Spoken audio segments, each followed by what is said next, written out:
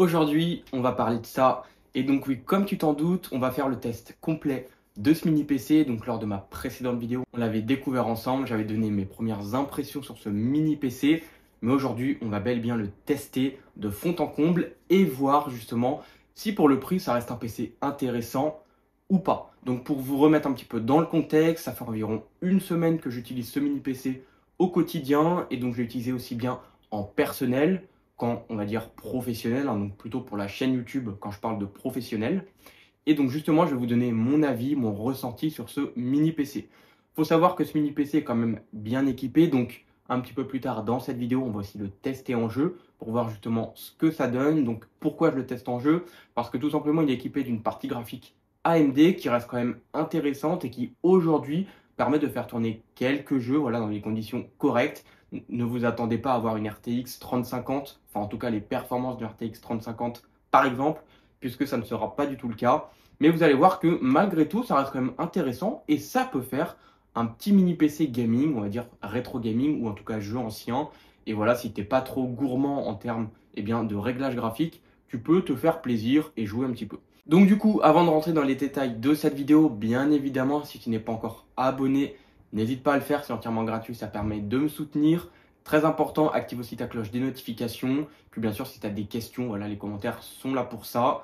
Et je tiens aussi à préciser que le lien de ce mini PC est en description de la vidéo. Donc si jamais ça t'intéresse, tu veux regarder les prix, etc., n'hésite pas à aller voir. Je rappelle le prix, on est sur du 399 €, donc prix qui est totalement abordable et un prix très correct pour un mini PC. Donc très rapidement, on va revoir ensemble les caractéristiques. Donc qu'est-ce qu'il embarque ce mini PC? Donc c'est un mini PC prêt à l'emploi. On a Windows 11 qui était déjà installé, donc vraiment tu n'as rien à faire. Tu l'achètes et tu peux l'utiliser. En termes de processeur, on est sur le Ryzen 5, donc le 6600H, donc pas la version U bien évidemment. Donc on va pouvoir exploiter le plein potentiel de ce processeur. On a bien évidemment 16 Go de RAM en DDR5 à 4800 MHz et on a un petit SSD de 500 Go. Tu as la possibilité d'en rajouter un deuxième et le maximum que tu peux avoir dans ce PC là, c'est 8 Tera avec deux SSD de 4 Tera. Donc voilà pour les spécifications de ce PC et je tiens à préciser que la RAM peut être évoluée jusqu'à 64 Go maximum. Ce qui fait qu'au final, voilà, ça peut être vraiment très intéressant si tu cherches pas mal de perfs. Voilà, tu as quand même beaucoup de potentiel avec ce mini PC. 8 Tera de stockage, c'est quand même pas mal du tout. 64 Go de RAM aussi, voilà, ça reste quand même très intéressant pour un prix qui reste assez réduit, donc 399 €. Donc c'est quand même plutôt pas mal. On va tout de suite commencer donc en termes de test. Donc pour de la bureautique, c'est un mini PC qui va être très intéressant puisque ça va être relativement fluide. J'ai fait de la recherche internet avec, j'ai regardé des vidéos sur YouTube. Je n'ai rencontré vraiment aucun ralentissement. Ce mini PC il reste vraiment très fluide, il fonctionne plutôt bien. J'ai même été assez surpris par ce mini PC. Après, il faut dire que pour de la bureautique, un Ryzen 5 6600 couplé à 16 Go de RAM, voilà, ça va fonctionner relativement bien, tu n'as pas de souci à te faire, ça va très très bien fonctionner. Après, attention, j'ai aussi testé un petit peu en montage vidéo, donc pour voir un petit peu ce que ça donnait. Donc là, je parle bien sûr professionnel. Donc le montage vidéo, ça passe.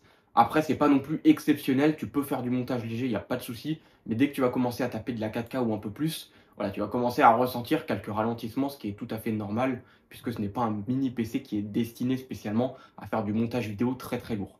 En tout cas, pour du montage léger, ça passera sans aucun souci. Tu n'as pas de, voilà, de souci avec ça. Je l'ai utilisé aussi pour ma chaîne YouTube. Donc quand je parle de chaîne YouTube, c'est notamment sur YouTube Studio pour ceux qui connaissent. Donc quand on publie nos vidéos, etc., on a la possibilité de faire des modifications, etc. Donc j'ai utilisé ce mini PC pour faire ça. Donc c'est pareil, hein, donc ça fonctionne plutôt bien, il n'y a pas de ralentissement, c'est vraiment très bluffant. En termes de bruit, ce mini PC, il faut savoir qu'il est quasiment inaudible, même en jeu, même en 3D Mark, donc on y reviendra un petit peu plus tard dans cette vidéo. Je n'ai pas vraiment eu de soucis particuliers, la ventilation reste assez silencieuse. J'ai même été surpris, des fois je mettais ma main voir s'il y avait de l'air qui sortait, puisque j'avais l'impression que c'était à l'arrêt. Mais non, il y a bien de l'air qui sort, le ventilateur est bien actif, mais il est très silencieux. Donc ça, c'est plutôt un point positif si tu recherches bien évidemment quelque chose de très silencieux.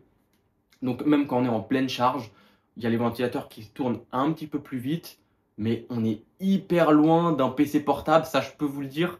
Un PC portable, tu l'entends à des kilomètres. Là, vraiment, celui-ci, il est vraiment très silencieux. Voilà, il n'y a rien à dire par rapport à ça. Ça fonctionne vraiment très très bien. En termes de connectique, on est quand même bien équipé. Je me suis dit, bon, je vais voir ce que je peux mettre dessus, voir si je vais être à saturation ou pas en termes de port. Est-ce que c'est suffisant? Donc, alors, on a déjà deux HDMI, donc si tu as deux écrans, c'est plutôt cool. À savoir qu'avec l'USB-C qui est à l'avant, tu peux brancher un troisième écran. Donc, ça reste relativement correct pour un mini PC. Donc, moi, je l'ai utilisé qu'avec un seul écran, bien évidemment, puisque je n'avais pas d'autres écrans à portée de main. Et puis, on va dire que pour moi, c'était suffisant d'avoir un seul écran. Donc du coup, en termes d'USB, donc comme tu peux le voir, j'ai toujours mes deux petits dongles USB qui sont connectés ici. Donc tu en as un pour le clavier, un pour la souris. Et donc après, en termes de USB libre, donc j'en avais un qui est justement ici à l'arrière. J'en avais un autre à l'avant de libre et un USB-C. J'ai branché des disques durs, je me suis un petit peu amusé à faire des transferts, etc. Très honnêtement, j'ai pas été en pénurie de USB ou en tout cas d'USB-C. Ça fonctionne plutôt bien, les taux de transfert sont très corrects. Très honnêtement, je n'ai pas eu de problème à ce niveau-là. J'ai essayé de voir un petit peu si ça posait problème d'avoir si peu d'USB. Bah pour un mini PC, pas du tout. Franchement, pas du tout. J'ai même branché un micro. Voilà, rien à dire. J'ai été vraiment très surpris. Je n'ai pas eu de soucis d'USB. Franchement, c'est plutôt cool. À savoir aussi, et chose importante, c'est que en termes d'USB-C, on n'est pas sur du Thunderbolt. Ça, c'est important de le savoir. On est sur un USB-C, donc Gen 2, avec un taux de transfert de 10 gigabits. Donc voilà, c'est suffisant. Mais je tiens à le préciser, on n'est pas sur du Thunderbolt, là où des mini PC un petit peu plus chers proposent bien évidemment l'USB 4 avec le taux de transfert à 40 Go. Donc voilà, là ce ne sera pas le cas. Est-ce que c'est un problème en soi?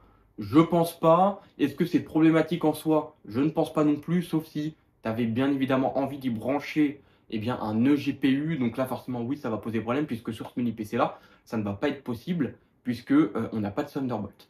Donc voilà, c'est important de le savoir. Si jamais tu voulais te mettre une carte graphique externe, sur celui-ci, ça ne sera pas possible.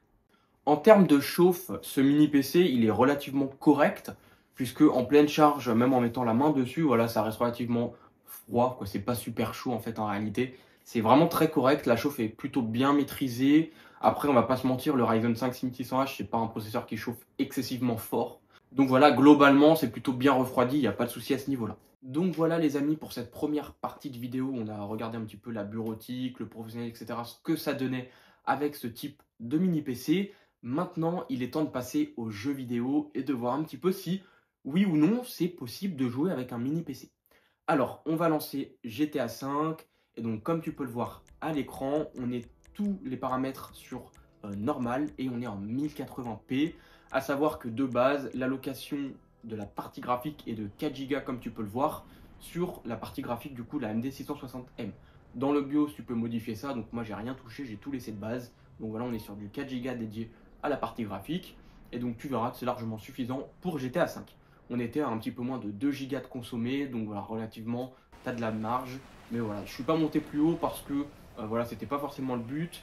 Et puis, dans ce type de mini PC, on joue globalement en 1080p faible, ou en tout cas normal, très rarement en élevé, très élevé, puisque les FPS en pâtissent beaucoup. Donc voilà, le test est lancé, donc le benchmark intégré à GTA V.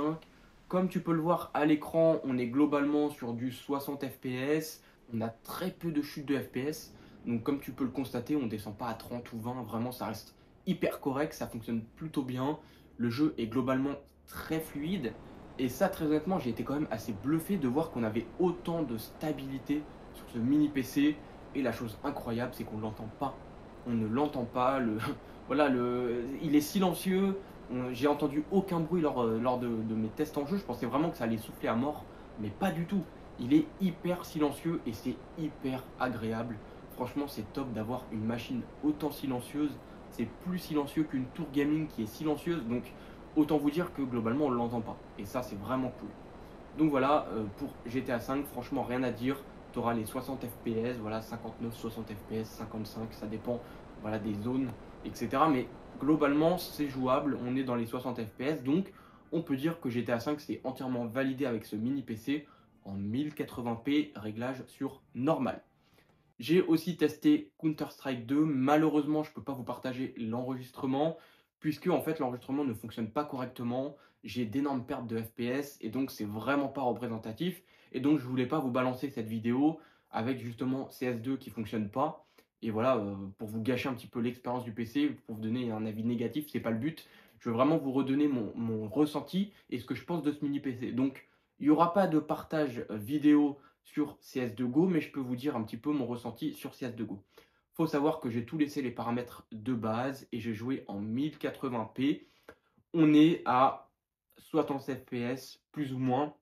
Voilà, parfois 50. Ça dépend des zones. Donc CS2Go, il faut savoir que c'est un jeu qui a été pas mal évolué depuis.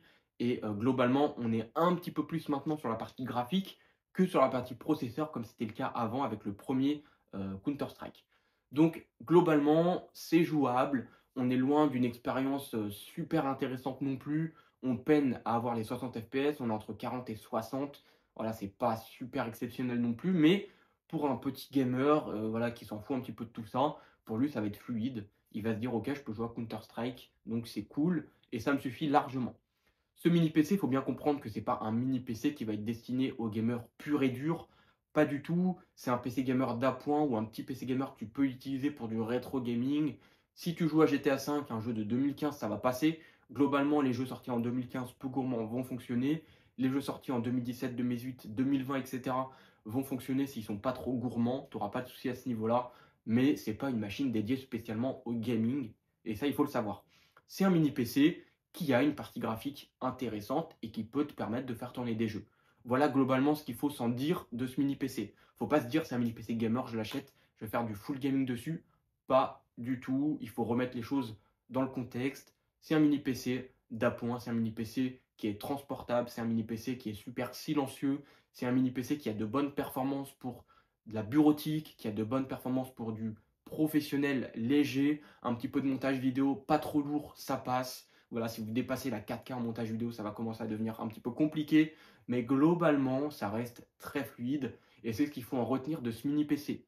On est sur un prix qui n'est pas délirant. 399 euros, c'est hyper correct pour un mini PC. Voilà, je ne suis pas là à vous présenter un mini PC avec un Core Ultra 5 ou je ne sais quoi à plus de 800-900 euros, qui aura quasiment les mêmes performances que ça, pas du tout. Là, je vous propose un PC qui a vraiment un rapport qualité-prix intéressant, qui est prêt à l'emploi, Windows installé, t'as rien à faire. Donc voilà les amis, pour ce mini PC, je pense que j'ai fait le tour, je vous ai donné un petit peu mon avis. Voilà, bon, j'ai pas trop de choses négatives à dire dessus, puisque si je l'utilise dans ce qu'il sait faire, on n'a pas vraiment d'avis négatif. Si vous voulez des avis négatifs, forcément, je peux vous dire que si vous voulez l'acheter pour faire du montage vidéo lourd, ça ne fonctionnera pas, c'est pas adapté. Donc voilà le premier avis négatif. Si vous voulez faire du gaming pur et dur avec ce PC, ça ne marchera pas. Donc voilà un autre avis négatif, c'est pas pour du gaming pur et dur. Si vous voulez faire des gros transferts de fichiers, voilà, c'est pareil, ce ne sera pas adapté. On n'a pas de USB 4, on n'a pas de 40 Go, on n'a pas de port en 40 GB, donc ce sera moins adapté qu'un mini PC qui aura du Thunderbolt. Donc voilà un autre avis négatif. Voilà, donc globalement, voilà, si vous voulez des avis négatifs, je peux vous en donner, mais c'est pas représentatif de ce mini PC puisque c'est pas ce qu'il est destiné à faire. Donc voilà les amis, je pense avoir fait le tour, j'ai été honnête avec vous, je vais donner mon avis, mon ressenti réel sur ce mini PC. J'espère qu'en tout cas ça vous aura plu. N'hésitez pas à me dire ce que vous en pensez dans les commentaires. Et bien sûr, si tu es resté jusqu'à la fin de la vidéo, encore une fois, je tiens à t'en remercier. Si le PC t'intéresse, n'hésite pas à les regarder, le lien est en description de cette vidéo. Et puis voilà, moi j'ai plus qu'à vous souhaiter une bonne journée ou une bonne soirée. Et puis on se retrouve pour une toute nouvelle vidéo. Salut à tous!